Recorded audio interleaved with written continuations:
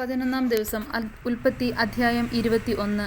അനന്തരം യഹോവ താൻ അരുളി ചെയ്തിരുന്നതുപോലെ സാറയെ സന്ദർശിച്ചു. താൻ വാഗ്ദത്തം ചെയ്തിരുന്നത് യഹോവ സാറയ്ക്ക് നിവർത്തിച്ചു കൊടുത്തു. അബ്രഹാമിന്റെ വാർദ്ധക്യത്തിൽ ദൈവം അവനോട് അരുളി ചെയ്തിരുന്ന അവധിക്ക് സാറ ഗർഭം ധരിച്ച് ഒരു മകനെ പ്രസവിച്ചു. സാറ അബ്രഹാമിന് പ്രസവിച്ച മകന് അവൻ ഇസഹാക്ക് എന്ന് പേരിട്ടു.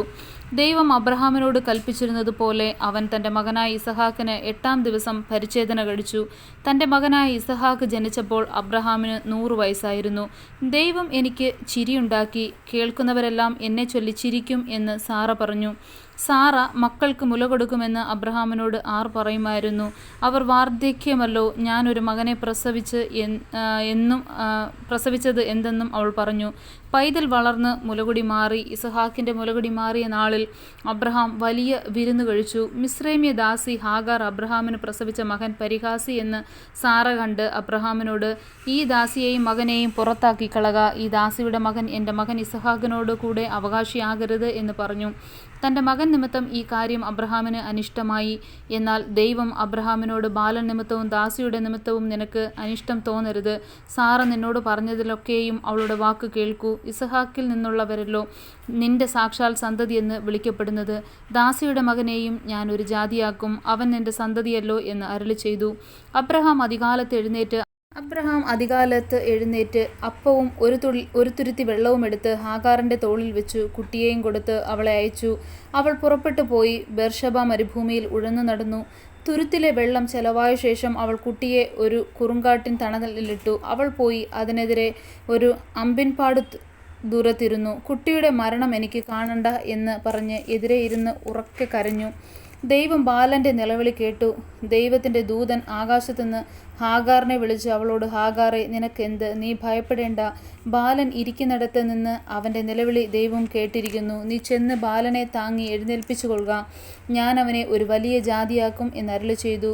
ദൈവം അവളുടെ കണ്ണു തുറന്നു. അവൾ ഒരു നീരുറവ കണ്ടു. ചെന്ന് തുരുത്തിയിൽ വെള്ളം നിറച്ചു ബാലനെ കുടിപ്പിച്ചു. ദൈവം ബാലനോട് കൂടെ ഉണ്ടായിരുന്നു. അവൻ മരുഭൂമിയിൽ പാർത്തു. മുതിർന്നപ്പോൾ ഒരു വില്ലാളിയായി തീർന്നു. അവൻ പാരാർ മരുഭൂമിയിൽ പാർത്തു. അവൻ്റെ അമ്മ മിസ്രയീം ദേശത്തു നിന്ന് അവനൊരു ഭാര്യയെ കൊണ്ടുവന്നു. അക്കാലത്ത് അബീമേലെക്കും അവൻ്റെ സേനാധിപതിയായ പീക്കോലും അബ്രഹാമിനോട് സംസാരിച്ചു. നിന്റെ സകല പ്രവൃത്തിയിലും ദൈവം നിന്നോട് കൂടെയുണ്ട്. ആകയാൽ നീ എന്നോടോ എൻ്റെ സന്തതിയോടോ എൻ്റെ കുലത്തോടോ വ്യാജം പ്രവർത്തിക്കാതെ ഞാൻ നിന്നോട് ദയ കാണിച്ചതുപോലെ നീ എന്നോടും നീ പാർത്തു വരുന്ന ദേശത്തോടും ദയ കാണിക്കുമെന്ന് ദൈവത്തെ ചൊല്ലി ഇവിടെ വെച്ച് എന്നോട് സത്യം ചെയ്യുക എന്ന് പറഞ്ഞു. സത്യം ചെയ്യാം എന്ന് അബ്രഹാം പറഞ്ഞു. എന്നാൽ അബീമേലെക്കിൻ്റെ ദാസന്മാർ അപഹരിച്ച കിണർ നിമിത്തം അബ്രഹാം അബീമേലെക്കിനോട് ഭർഷിച്ചു പറഞ്ഞു. അതിന് അബീമേലെക്ക്, ഇക്കാര്യം ചെയ്തത് ആരെന്ന് ഞാൻ അറിയുന്നില്ല. നീ എന്നെ അയച്ചിട്ടില്ല, ഇന്നല്ലാതെ ഞാൻ അതിനെക്കുറിച്ച് കേട്ടിട്ടുമില്ല എന്ന് പറഞ്ഞു. പിന്നെ അബ്രഹാം അബീമേലെക്കിന് ആടുമാടുകളെ കൊടുത്തു. അവർ ഇരുവരും ഉടമ്പടി ചെയ്തു. അബ്രഹാം 7 പെണ്ണാട്ടുകുട്ടികളെ വേറിട്ട് നിർത്തി. അപ്പോൾ അബീമേലെക്ക് അബ്രഹാമിനോട്, നീ വേറിട്ട് നിർത്തിയ ഈ 7 പെണ്ണാട്ടുകുട്ടികൾ എന്തിന് എന്ന് ചോദിച്ചു. ഞാൻ ഈ കിണർ കുഴിച്ചു എന്നതിന് സാക്ഷിയായി നീ ഈ 7 പെൺകുട്ടികളെ എന്നോട് വാങ്ങണം എന്ന് അവൻ പറഞ്ഞു. അവർ ഇരുവരും അവിടെ വെച്ച് സത്യം ചെയ്യുക കൊണ്ട് അവൻ ആ സ്ഥലത്ത് ബേർഷേബ എന്ന് പേരിട്ടു. ഇങ്ങനെ അവർ ബേർഷെബയിൽ വെച്ച് ഉടമ്പടി ചെയ്തു. അബീമേലെക്കും അവൻ്റെ സേനാധിപതിയായ പീക്കോലും എഴുന്നേറ്റ് ഫെലിസ്ത്യരുടെ ദേശത്ത് മടങ്ങിപ്പോയി.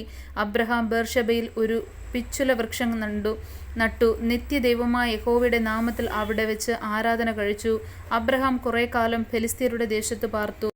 അധ്യായം 22. അതിൻ്റെ ശേഷം ദൈവം അബ്രഹാമിനെ പരീക്ഷിച്ചത് എങ്ങനെയെന്നാൽ, അബ്രഹാമേ എന്ന് വിളിച്ചതിന് ഞാൻ ഇതാ എന്ന് അവൻ പറഞ്ഞു. അപ്പോൾ അവൻ, നിന്റെ മകനെ, നീ സ്നേഹിക്കുന്ന നിന്റെ ഏകജാതനായ ഇസഹാക്കിനെ തന്നെ കൂട്ടിക്കൊണ്ട് മോറിയ ദേശത്ത് ചെന്ന് അവിടെ ഞാൻ നിന്നോട് കൽപ്പിക്കുന്ന ഒരു മലയിൽ അവനെ ഹോമയാഗം കഴിക്ക എന്നരുളി ചെയ്തു.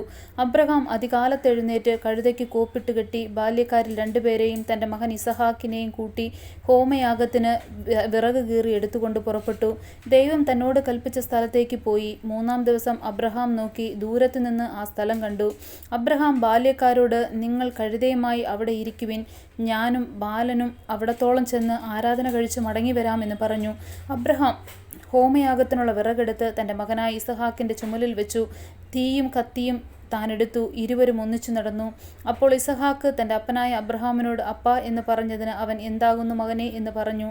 തീയും വിറകുമുണ്ട്, എന്നാൽ ഹോമയാഗത്തിന് ആട്ടിൻകുട്ടി എവിടെ എന്ന് അവൻ ചോദിച്ചു.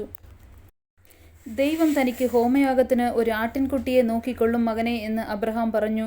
അങ്ങനെ അവർ ഇരുവരും ഒന്നിച്ചു നടന്നു. ദൈവം കൽപ്പിച്ചിരുന്ന സ്ഥലത്ത് അവർ എത്തി. അബ്രഹാം ഒരു യാഗപീഠം പണിതു, വിറകടുക്കി, തൻ്റെ മകൻ ഇസഹാക്കിനെ കെട്ടി യാഗപീഠത്തിൻ വിറകിന്മേൽ കിടത്തി. പിന്നെ അബ്രഹാം കൈ നീട്ടി തൻ്റെ മകനെ അറുക്കേണ്ടതിന് കത്തിയെടുത്തു. ഉടനെ യഹോവയുടെ ദൂതൻ ആകാശത്തു നിന്ന് അബ്രഹാമേ, അബ്രഹാമേ എന്ന് വിളിച്ചു. ഞാൻ ഇതാ എന്ന് അവൻ പറഞ്ഞു. ബാലൻ്റെ മേൽ കൈവെക്കരുത്, അവനോടൊന്നും ചെയ്യരുത്.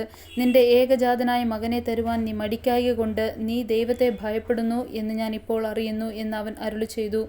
അബ്രഹാം തലപൊക്കി നോക്കിയപ്പോൾ പിമ്പുറത്തൊരു ആട്ടുകൊറ്റൻ കൊമ്പ് കാട്ടിൽ പിടിപെട്ട് കിടക്കുന്നത് കണ്ടു. അബ്രഹാം ചെന്ന് ആട്ടുകൊറ്റനെ പിടിച്ചു തൻ്റെ മകന് പകരം ഹോമയാഗം കഴിച്ചു. അബ്രഹാം ആ സ്ഥലത്തിന് യഹോവ ഈരെ എന്ന് പേരിട്ടു. യഹോവയുടെ പർവ്വതത്തിൽ അവൻ പ്രത്യക്ഷനാകുമെന്ന് ഇന്നുവരെയും പറഞ്ഞു വരുന്നു. യഹോവയുടെ ദൂതൻ രണ്ടാമതും ആകാശത്തു നിന്ന് അബ്രഹാമിനോട് വിളിച്ച് അരുളി ചെയ്തത്, നീ ഈ കാര്യം ചെയ്തത് നിന്റെ ഏകജാതനായ മകനെ തരുവാൻ മടിക്കായ്ക കൊണ്ട് ഞാൻ നിന്നെ ഐശ്വര്യമായി അനുഗ്രഹിക്കും. നിന്റെ സന്തതിയെ ആകാശത്തിലെ നക്ഷത്രങ്ങൾ പോലെയും കടൽക്കരയിലെ മണൽ പോലെയും അത്യന്തം വർദ്ധിപ്പിക്കും. നിന്റെ സന്തതി ശത്രുക്കളുടെ പട്ടണങ്ങളെ കൈവശമാക്കും. നീ എൻ്റെ വാക്കനുസരിച്ചതുകൊണ്ട് നിന്റെ സന്തതി മുഖാന്തരം ഭൂമിയിലുള്ള സകല ജാതികളും അനുഗ്രഹിക്കപ്പെടും എന്ന് ഞാൻ എന്നെക്കൊണ്ട് തന്നെ സത്യം ചെയ്തിരിക്കുന്നു എന്ന് യഹോവ അരുളി ചെയ്യുന്നു. പിന്നെ അബ്രഹാം ബാല്യക്കാരുടെ അടുക്കൽ മടങ്ങി വന്നു. അവർ ഒന്നിച്ചു പുറപ്പെട്ട് ബേർഷബയിലേക്ക് പോന്നു. അബ്രഹാം ബേർഷബയിൽ പാർത്തു. അനന്തരം മിൽക്കായും തൻ്റെ സഹോദരനായ നാഹോറിന് മക്കളെ പ്രസവിച്ചിരിക്കുന്നു എന്ന് അബ്രഹാമിന് വർത്തമാനം കിട്ടി. അവർ ആരെന്നാൽ ആദ്യജാതൻ ഊസ്, അവൻ്റെ അനുജൻ ബൂസ്, ആരാമിൻ്റെ പിതാവായ കേമുവേൽ, കേഷദ്, ഹസോ, പിൽദാഷ്, ഇൽദലാഫ്, ബെതുവേൽ റിബെക്കയെ ജനിപ്പിച്ചു. ഈ 8 പേരെ മിൽക്ക അബ്രഹാമിൻ്റെ സഹോദരനായ നാഹോറിന് പ്രസവിച്ചു. അവൻ്റെ വെപ്പാട്ടി യെരൂമ എന്നവളും തേബക്, ഹഗ, തഹഷ്, മാഖ എന്നിവരെ പ്രസവിച്ചു. ആമേൻ.